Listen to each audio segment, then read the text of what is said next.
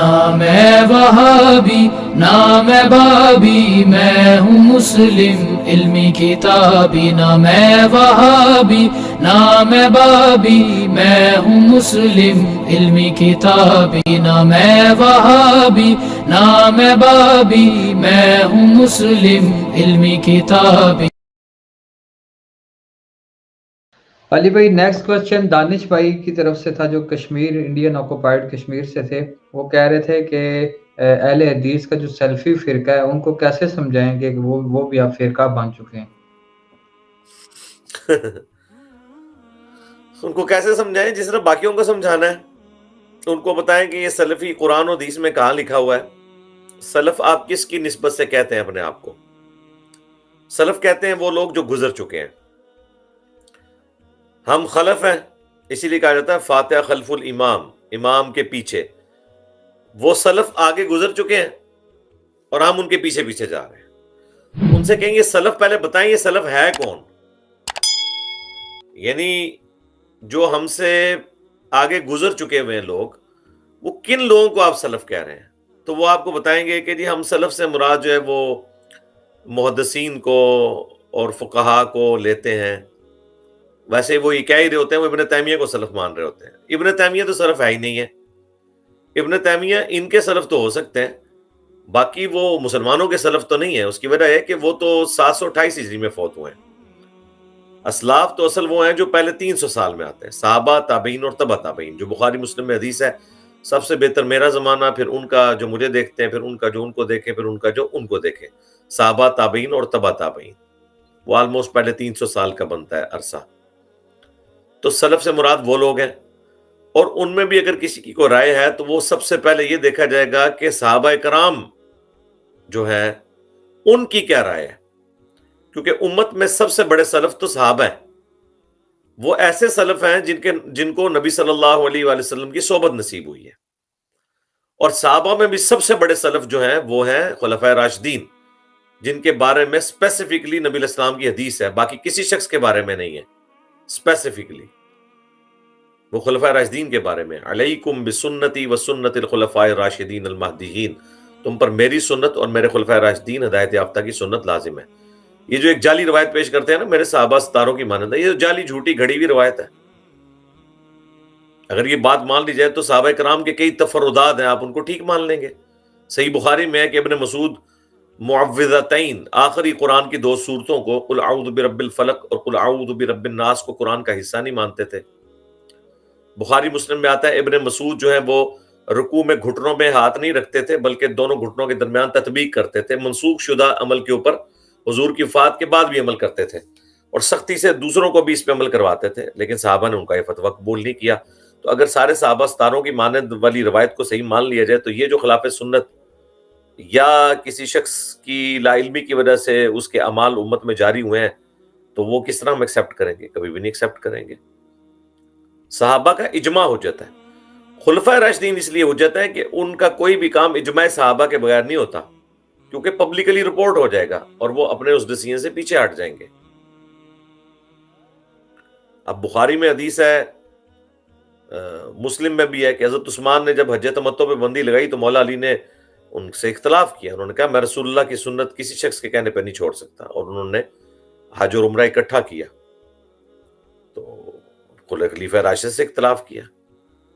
جامعہ ترمذی میں آتا ہے کہ عبداللہ بن عمر سے ایک شامی شخص آ کے پوچھتا ہے کہ بتائیں، یہ حضرت معاویہ کے دور کی بات ہو رہی ہے، کہ حج تمتع جائز ہے، کیونکہ انہوں نے بھی حج تمتع پہ پابندی لگائی تھی۔ تو انہوں نے کہا جائز کیا، یہ تو سنت ہے۔ انہوں نے کہا آپ کے والد تو منع کرتے تھے۔ انہوں نے کہا کہ کسی معاملے میں اگر اللہ کے نبی علیہ السلام کوئی حکم دیں اور میرے والد کوئی اور بات کریں تو اللہ کے نبی کی بات مانی جائے گی یا میرے باپ کی؟ تو انہوں نے کہا کہ اللہ کے نبی کی۔ تو آپ نے فرمایا پھر نبی علیہ السلام نے حج تمتع کیا، صحابہ کو کروایا۔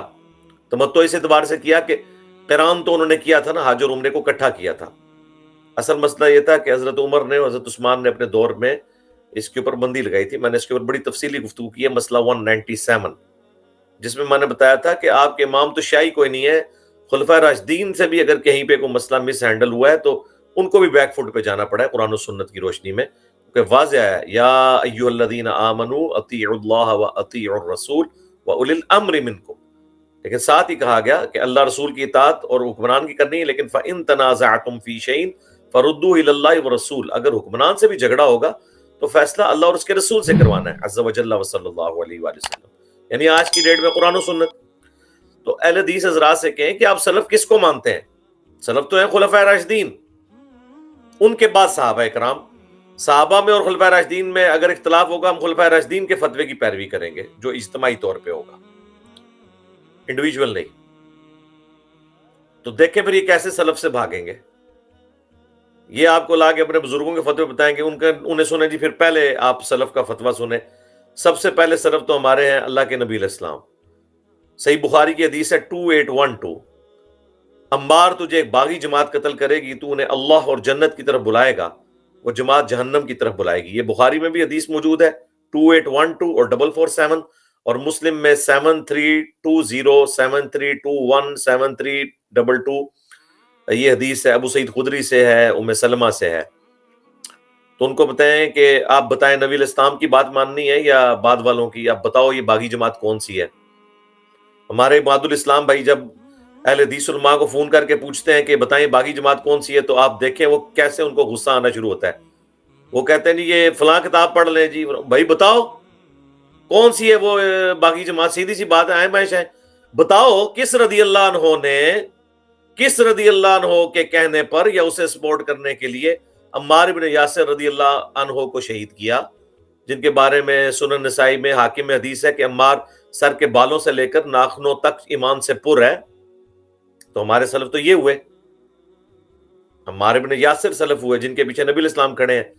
تو پوچھے عمار سے، صحیح بخاری میں حدیث ہے، عمار بن یاسر کوفے کے ممبر پہ خطبہ دیتے ہیں، لوگو اللہ نے تمہیں آزمایا ہے، ایک طرف دنیا اور آخرت میں تمہارے نبی کی بیوی ہیں عائشہ سلام اللہ علیہا، عزت نہیں کم کی دنیا میں بھی اور آخرت میں بھی، یعنی کنفرم جنتی، لیکن اللہ تمہیں آزمائے کرے کہ تم عائشہ کی اطاعت کرتے ہو یا اللہ کی، کیونکہ دوسری طرف امیر المومنین علی بن ابی طالب ہے جن کی اطاعت اللہ کی اطاعت ہے، کیونکہ اولی الامر منکم ہے۔ تو یہ ہیں ہمارے سلف۔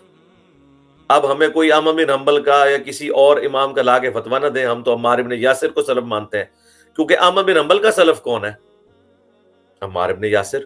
سنن کبریٰ البیہقی میں موجود ہے، عمار بن یاسر کہتے ہیں کہ معاویہ کی جماعت جو ہے اہل شام صفین والوں کو یہ نہ کہو یہ کافر ہے، اگرچہ انہوں نے امام برحق کے خلاف بغاوت کی ہے، لیکن انہیں کافر نہ کہو، یہ کہو یہ فاسق اور ظالم ہے، گناہ کبیرہ کے مرتکب ہے اور ظالم ہے۔